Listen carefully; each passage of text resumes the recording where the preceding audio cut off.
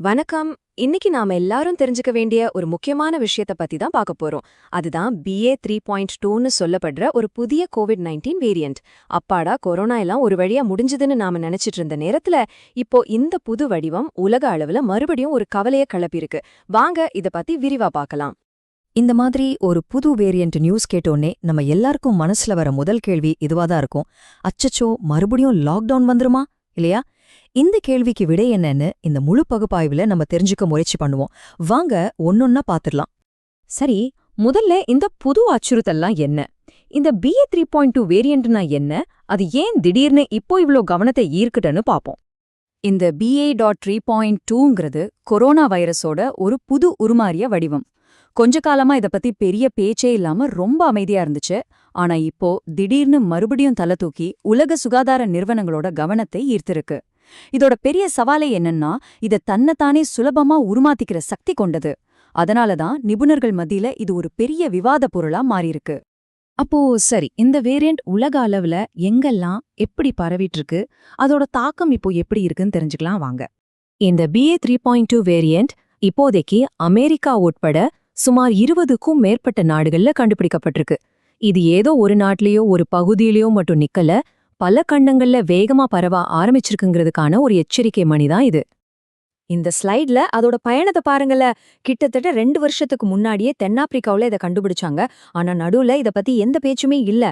இப்போ 2026ஆம் வருஷத்தோட தொடக்கத்திலிருந்து மறுபடியும் வீரியமா பரவ ஆரம்பிச்சிருக்கு. அமெரிக்காவோட நோய் கட்டுப்பாடு மையம், அதாவது CDC, மார்ச் 2026லயே அவங்களோட பாதிக்கும் மேற்பட்ட மாகாணங்கள்ல, அதாவது 29 மாகாணங்கள்ல இது பரவி இருக்கிறதா உறுதி செஞ்சிருக்காங்க.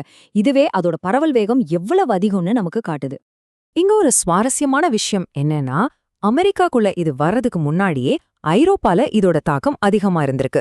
போன வருஷம் ஐரோப்பால பதிவான மொத்த கோவிட் கேஸ்ல கிட்டத்தட்ட 3ல ஒரு பங்கு, அதாவது சுமார் 35% இந்த BA.3.2 வேரியண்டால வந்ததுதான். குறிப்பா டென்மார்க், நெதர்லாந்து போன்ற நாடுகள்ல தான் இதோட பாதிப்பு முதல்ல அதிகமா காணப்பட்டிருக்கு. இதிலிருந்து நாம கத்துக்க வேண்டிய பாடம் இருக்கு. ஆனா ஒரு நிம்மதியான செய்தியும் இருக்கு. ஐரோப்பால இது வேகமா பரவினாலும் பாதிக்கப்பட்டவங்களுக்கு ரொம்ப லேசான அறிகுறிகள் தான் இருந்ததா சொல்றாங்க. இது ரொம்ப முக்கியமான ஒரு தகவல். அதாவது வைரஸ் வேகமா பரவலாம், ஆனா அதோட தீவிரம் குறைவா இருந்திருக்கு.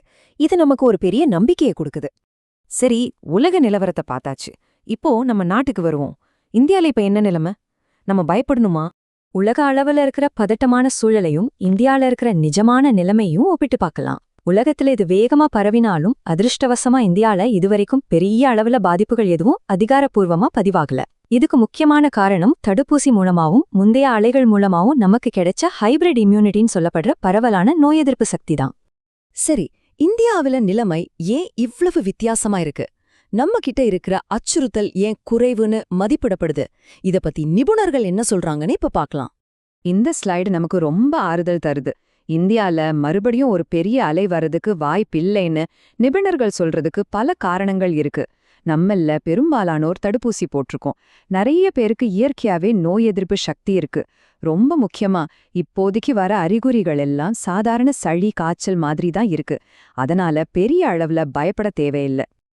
நிபுணர்களோட ஒட்டுமொத்த கருத்தையும் இந்த ஒரு வரி தெளிவா சொல்லுது. நாம இதுக்கு முன்னாடி பார்த்த மாதிரி ஒரு மோசமான நெருக்கடி மறுபடியும் வரதுக்கு வாய்ப்பு ரொம்ப ரொம்ப குறைவு. அதனால பீதி அடையாம விழிப்புணர்வா இருக்கிறது தான் இப்போதைக்கு முக்கியம். சரி, நம்பிக்கை கிடைச்சிருச்சு. இப்போ செயல் திட்டத்துக்கு வருவோம். நாம என்னென்ன முன்னெச்சரிக்கை நடவடிக்கைகள் எடுக்கணும், அரசாங்கம் என்ன சொல்லுதுன்னு பார்க்கலாம். நம்ம நாட்டுக்குள்ள சூழல் இப்போதைக்கு நல்லா இருந்தாலும் உண்மையான ஆபத்து எங்க இருக்குன்னா, வெளிநாடுகள்ல இருந்து வர்ற பயணிகள் மூலமா இந்த வைரஸ் மறுபடியும் பரவுறதுல தான். இதுலதான் நம்ம ரொம்ப கவனமா இருக்கணும். மத்திய அரசு சில தெளிவான அறிவுறுத்தல்களை கொடுத்திருக்காங்க. வைரஸ் பாதிப்பு அதிகமா இருக்கிற நாடுகள்ல இருந்து வர்றவங்கள முழுமையா கண்காணிக்கணும். வயசானவங்க, சக்கரை நோய், இரத்த அழுத்தம் மாதிரி இணை நோய்கள் இருக்கிறவங்க பொது இடங்களுக்கு போகும்போது கூடுதல் கவனத்தோட இருக்கணும். எல்லாத்துக்கும் மேல சரியான தகவல்களை தெரிஞ்சுக்கிட்டு விழிப்புணர்வா இருங்க. தேவையில்லாத பீதியை தவிர்த்துருங்க. சுருக்கமா சொல்லணும்னா, நாம எடுத்துக்க வேண்டிய முக்கியமான செய்தி இதுதான். பீதி அடைய தேவையில்லை, ஆனா தயாராகவும் எச்சரிக்கையாகவும் இருக்கணும்.